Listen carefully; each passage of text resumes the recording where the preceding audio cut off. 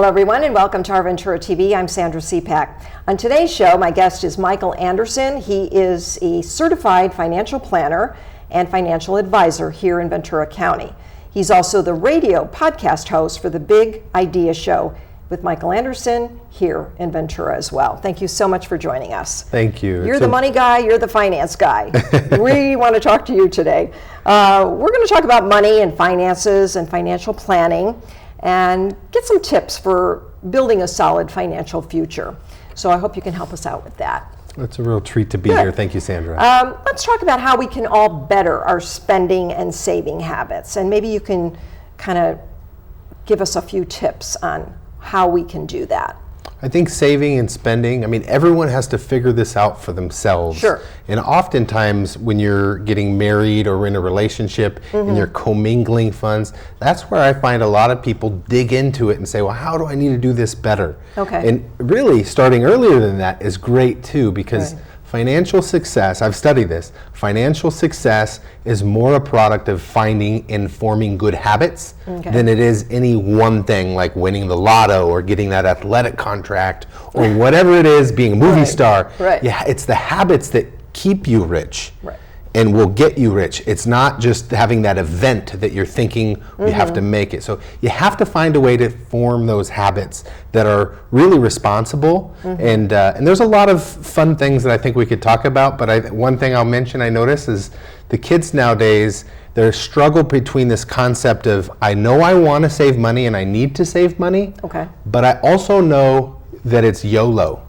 Have you heard that term, No, YOLO? I haven't. No, but it's you can tell us. It's an acronym for you only live once. Oh, okay. So friends sometimes will talk to each other like, let's go, we're going to Disneyland, YOLO, hashtag YOLO, which means we're going to Disneyland, you only live once, don't give me a reason why you can't go. Oh, okay. Even if you have to be spending on the card, which is never really a good idea. So they're stuck between, I know I need to save, but it's also this idea of YOLO. Right. So that's tough because oftentimes YOLO wins when saving money should win. Which is, what we come to talking about debt. If you are overspending, your debt is going to increase. There is debt that's good debt too, such as a mortgage or, things like that. But when you start overspending and your card is getting into the thousands of dollars and you can't pay it, now what? So I think I really would like to hear some tips on spending and debt and how you control that a little bit. You really need to understand your cash flow. Okay. It all comes back to how much money you make in income. Right. And then you have to spend in expenses less than you make. It sounds super simple, but it's actually so hard for a lot of people to grasp that because the credit card spend is so easy, and they end up spending more than they're making, and that accrues, and over time, you're paying, a year later, you're paying for that cup of coffee you had a year ago, you're still paying for it. Right. That just never makes sense under any scenario. So spending and cash flow are key, and managing those expenses are really what you want to do. There's a lot to be said for that. There's people that have written some great books on it. There's one called Financial Freedom by Grant Sabatier. It's a great book, and he talks a lot about it's often the small things in life will give you the most joy. So cutting out the glass of wine or the cup of coffee, that's not going to make your budget really increase in a big way. But it's the other areas where you spend 70% of your income on housing, food, and your vehicle. If you can find a way to minimize those bigger expenses, you'll get more in your save. But really finding a way to keep that in check and manage that is key for your spending. It is, and there are necessities such as what you just mentioned. You do need to have your housing taken care of, your car. Those are all necessity items that you will need to budget for. But I think many people sometimes will even overextend those things too. Getting a lease on a car, which is extremely, fun and exciting. Oh, I'm going to get a new car, but it may cost you too much in the end. That's right. They definitely add up. They really do. But understanding that whatever income your level that you're finding yourself in, you need to match your lifestyle to that. It's debt. If you're using it the wrong way, you're using debt to fuel a lifestyle that you can't really afford. And you'll never get out of that. That's really playing a fool's game, because Okay. it's not the right way to live, but a lot of us kind of fall into this pattern of that's how it's gone. Right. If that's where you're at, if that's you and you relate to that in a way, Okay. like what do you do to get out of it? And there's no easy way oftentimes, but again, it comes back to those habits that you're using and forming and developing and how you spend. You just need to put a hard stop and try to really find a way to knock down that debt. And there's a lot of good strategies there. Yeah. I'll mention one more book on that. Dave Ramsey's an author. He has a bunch of books, but one of his programs called Financial Peace University. Okay. And he talks about helping people get out of debt. That's his big thing, getting out of debt. And it's a lot of just changing the way you view your finances and your lifestyle in a way to get you back to a positive place where you're moving Absolutely. forward. Right. Now, is it better to use cash or credit, or a combination of the two? And when is each one better to use?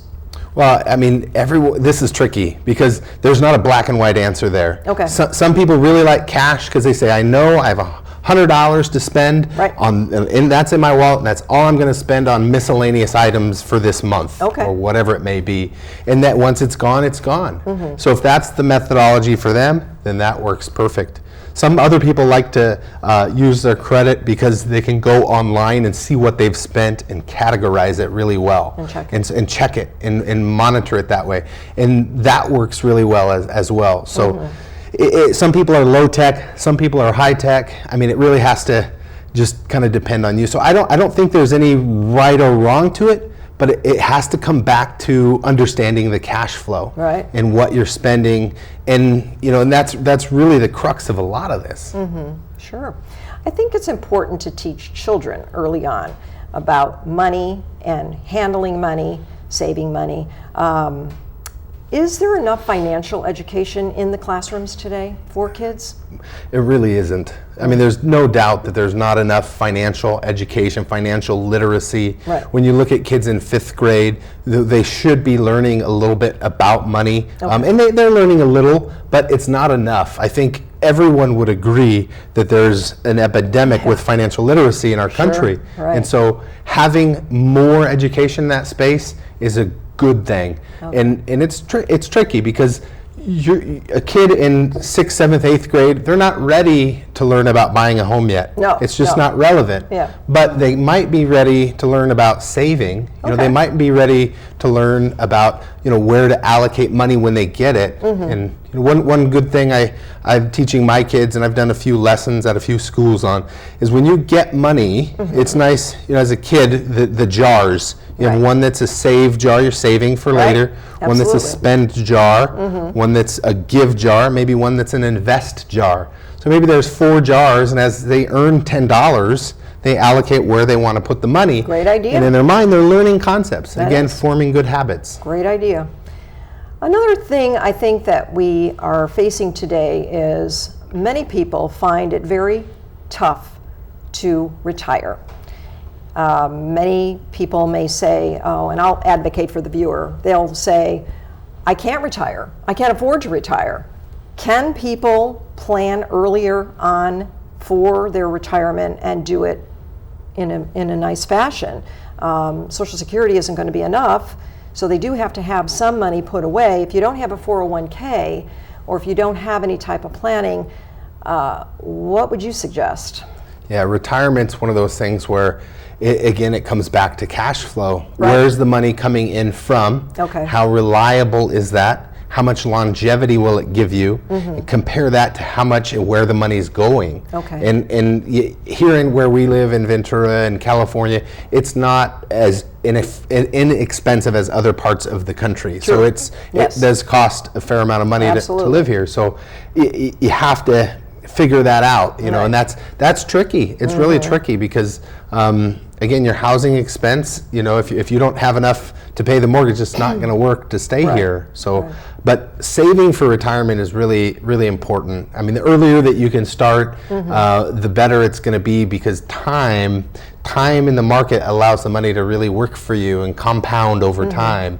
There's a lot of good examples that we could talk about on that too, but it's just so important to start early. And if you found yourself where you haven't started at all, it's never too early and it's never too late, to get started. It's like the old adage about the tree.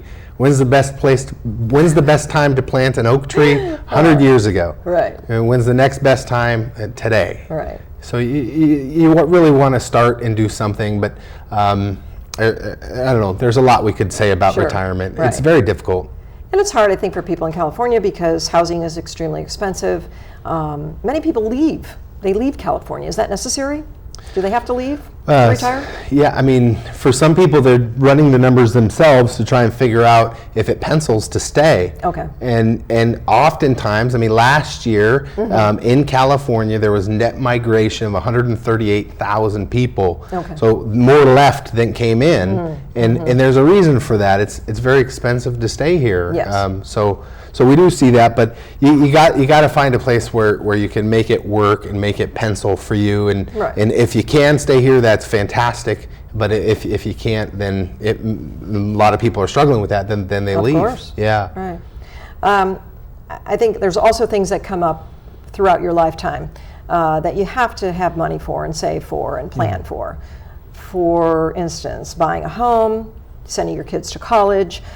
Even caring for an aging parent. We're finding a lot of people doing that these days. What's the best way to plan for that as well? Yeah, those are huge milestones in life. Yeah, we all have different life events. Right. And it's nice, the financial planning is often a way of just trying to get those ducks lined up for these different milestones and life events that you're going to have. And whether it's planning for an aging parent or planning for yourself when you're aging and you're not able to take care of some of those daily activities that you normally would be. All of that is really important. You almost can't plan enough, but it makes a lot of sense to be prudent and plan what you can. So buying a house is a good one. I mean, a lot of people, when they're young, they think maybe I can't afford a house in California. I'm going to have to move to another state. Right. And that might be a solution, but I'll tell you, if you were talking to people that bought in 1960, 70, 80, and you talk to someone that bought a home in that time period, and you say, when you bought your first home, it was only $40,000. That had to be really easy for you, right? And if you actually listen to their response, they'll say, no, it was not easy. I was scared out of my mind. I didn't know where I was going to come up with the money to pay the rent or to pay the mortgage and to make it work. And it was a scary then. Right. It's still scary now. And so I think there's a disconnect, though. People are finding that it's almost easier just to leave rather than deal with that issue of trying to save for the house. So it's hard now. It's always been hard. Yes, it is. But to be able to save and do those things that you need to do to be able to acquire a house, it is possible. Okay. It's very possible. But you have to do the work to save for it. You have to come up with 3.5% down to be able to put as a down payment to get an FHA loan. Right. And they're out there, so it's possible. So again, you have to change maybe some of your habits a little bit. You might have to give up a few things in order to get that house that you really want. That may happen for some people. The habits have to change. And that's what we see a lot of with demographics. Right. You have the Generation Z, which are the kids, they're graduating high school and college now, and then the millennials. The millennials, there's been a lot of talk about them. They go and fund experiences more than they're funding different assets and things and so there's an interesting shift there, whereas they're saying, well, maybe I don't want to buy a house. Maybe that's not for me to buy a house. And I don't think that's accurate. I think they still want to buy a house, but they just haven't clued into doing what they need to do to get it yet. It's choices, though. I mean, you can't have your avocado toast a couple times a week with your real fancy coffee a couple times a week and not save. If you're saving and you're maxing your retirement and you're saving and you're getting that first, and then you want to go do some of these other peripheral things with what you have left, that's prudent. That works. But people do it oftentimes the other way around, and it just doesn't pencil. Right. Terrific. Well, thank you so much, Michael Anderson, Certified Financial Planner here in Ventura County. You advise a lot of people, and I hope our viewers will get some good advice from this show too, so that they can move forward with their lives as well. Thank you so very much for joining us on the program today. And thank all of you for joining us on Our Ventura TV. I'm Sandra Siepak. Look forward to seeing you next time. Bye, everyone.